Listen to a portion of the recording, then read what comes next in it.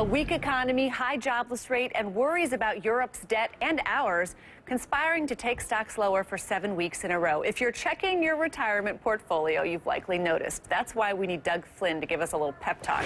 He's a certified financial planner at Flynn Zito Capital Management. First of all, what's going on here, and what does it mean for our retirement?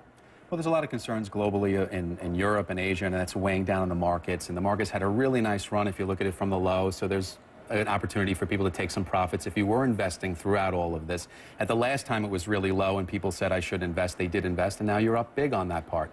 So those are some of the things that are going on. If you're a short-term investor, these are concerns. If you're a long-term investor, this might be an opportunity. Somebody who's a moderate investor, 25 to 35 years old, somebody who's just maybe landed their first job or just getting underway.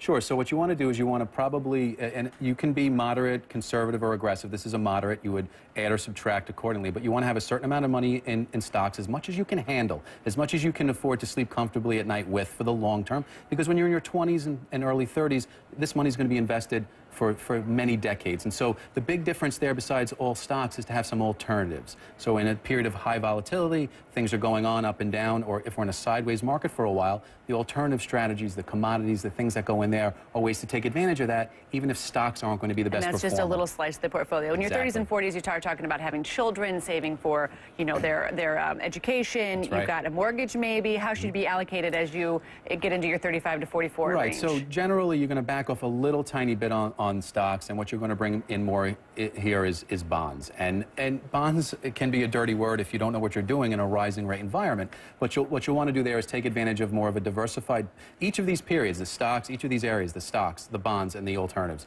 You want to have a diversified portfolio of each. In the stocks, you want to have large, mid, and small. In the bonds, you want to have different types of bonds. And when you say large, mid, and small, you mean large companies and yes. mid-cap companies and small-cap companies. So they stocks. get different kinds of exposure Exactly. to whatever's happening in the market and the economy. Then 45 to 54, the moderate investor, that's the person who's looking at 7 weeks of down moves that is right. a little bit more concerned. Right, and they're a little closer to retirement, but even retirement, you think, okay, 65, if I'm in my 40s and 50s, it's not just about having all my money available on the day I retire.